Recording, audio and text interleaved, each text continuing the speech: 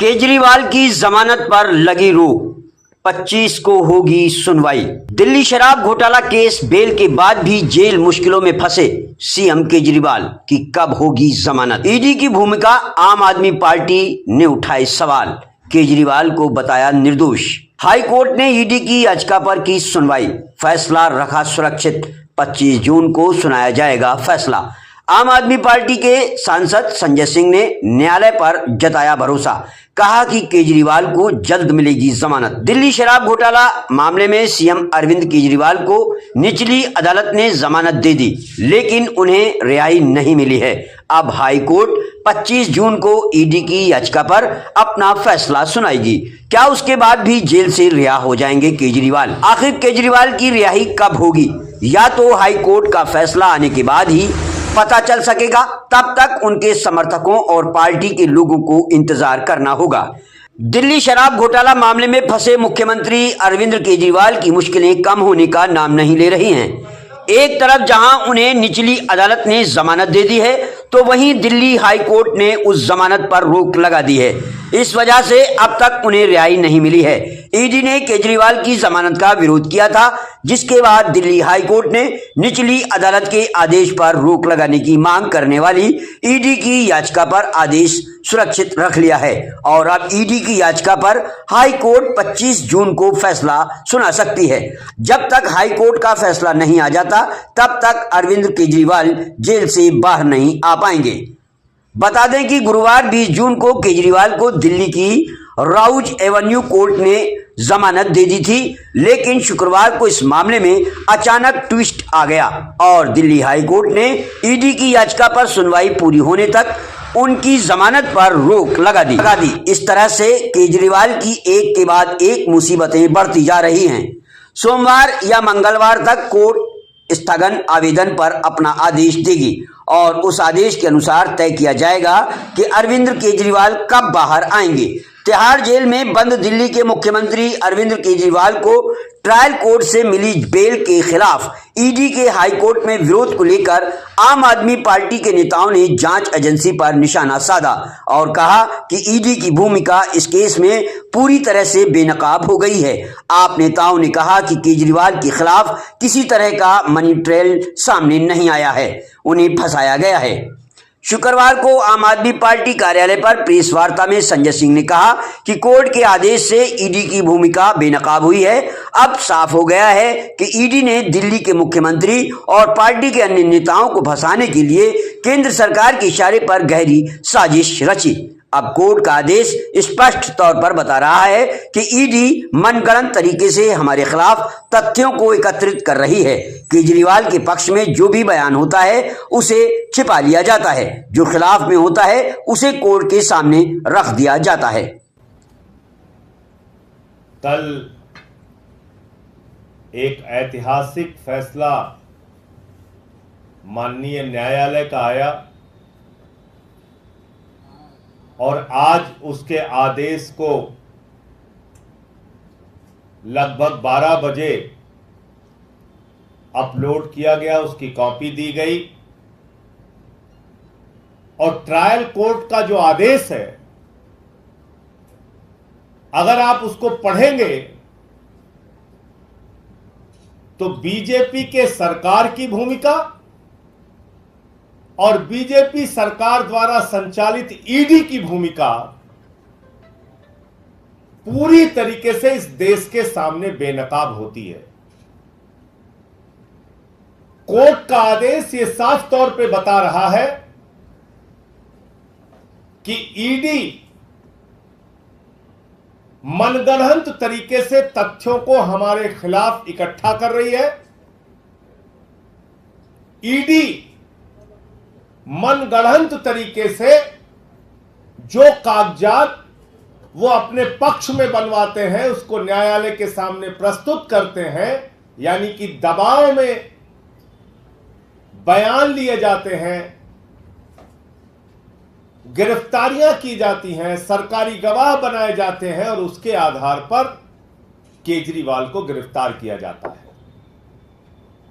जो बयान लगता है कि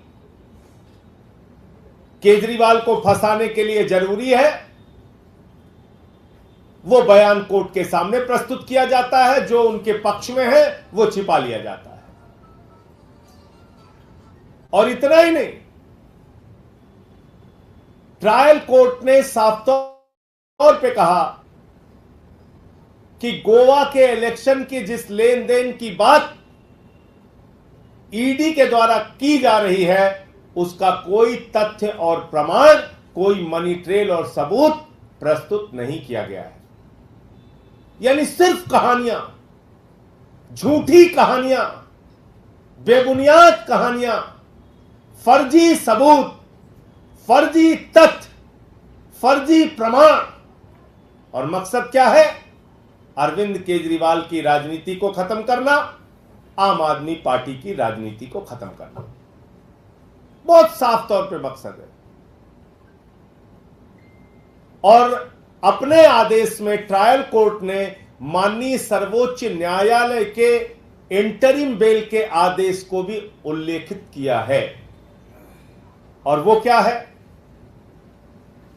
वो आदेश ये कहता है कि अरविंद केजरीवाल का कोई आपराधिक इतिहास नहीं है, अरविंद केजरीवाल समाज के लिए कोई खतरा नहीं है, अरविंद केजरीवाल इस मामले में, इस पूरे मामले में 2022 अगस्त से मामला पेंडिंग है, अरविंद केजरीवाल का नाम सीबीआई की एफआईआर में नहीं है, अरविंद केजरीवाल 21 मार्च 2024 को अरेस्ट किए गए और उनकी गिरफ्तारी वैध है या अवैध है, यह मामला अभी भी माननीय सर्वोच्च न्यायालय के समक्ष विचाराधीन है। उस पर फैसला आना बाकी है। अब एक एक पैरा अगर आप इसका पढ़ेंगे तो आप समझ जाएंगे कि किस तरीके से भारतीय जनता पार्टी ने, आदेश की कॉपी आपको मिल भी गई होगी और आपको अभी मैं पढ़ के भी बता देता हूं कुछ इंपॉर्टेंट जो पैरा है उसके, किस तरीके से बीजेपी की सरकार ने, पूरी की पूरी भारतीय जनता पार्टी ने एक गहरी साजिश रचकर दिल्ली के मुख्यमंत्री अरविंद केजरीवाल को जेल में डाला, मनीष सिसोदिया को, सत्येंद्र जैन को, मुझे पकड़ के जेल में डाला।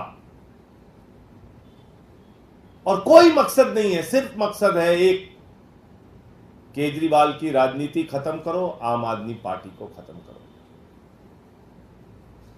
जब कल आदेश आ गया तो पूरी की पूरी ईडी सदमे में चली गई।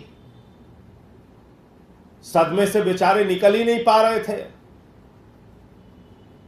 उनको उनके ऊपर के आकाओं ने डांटा, बिगड़ा, अरे क्या किया तूने, तुझे तो जो काम कहा गया था ठीक से किया ही नहीं, चल लाइन में लग जा। बोले हुजूर कहां लगना? बोले सुबह सुबह हाई कोर्ट पहुंच जा।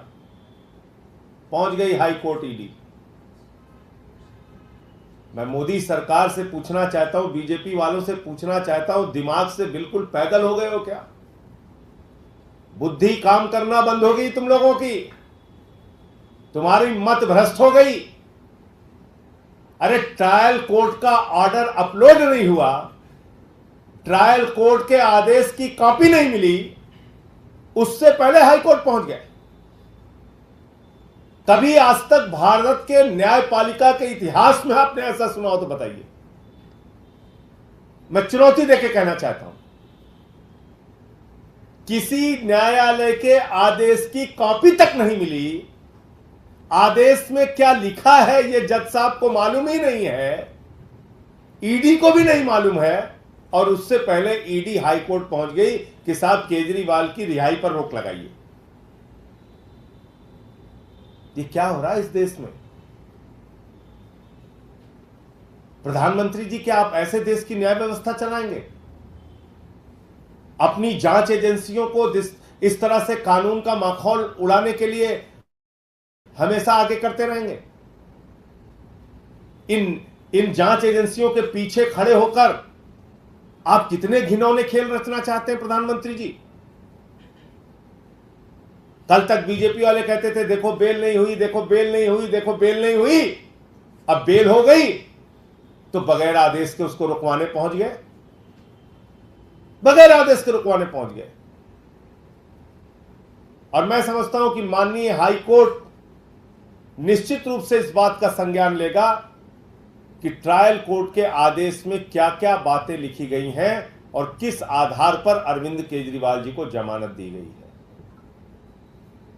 उनके जमानत का एक मजबूत पुख्ता आधार है और यहां तक कि माननीय सर्वोच्च न्यायालय के मुख्य न्यायाधीश को भी ट्रायल कोर्ट की जज ने अपने ऑर्डर में उनके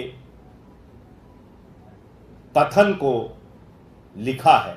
और वो कथन क्या है सीजीआई महोदय का? देश के मुख्य न्यायाधीश ने ट्रायल कोर्ट्स और डिस्ट्रिक्ट कोर्ट्स के जजों का एक सम्मेलन जो हुआ था उसमें कहा था मुख्य न्यायाधीश महोदय ने कि ट्रायल कोर्ट में बेल के मामले में लोगों को निर्णय नहीं मिल पाता, जिसके कारण हाई कोर्ट और सुप्रीम कोर्ट के पास बहुत सारे बेल के केसेस पेंडिंग हैं।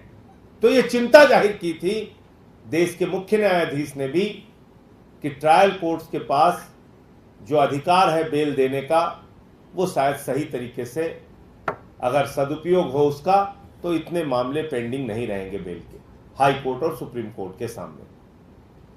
उसका भी उल्लेख अपने ऑर्डर में किया है। अब जो सबसे इंपॉर्टेंट पैरा है 28 इस ऑर्डर का,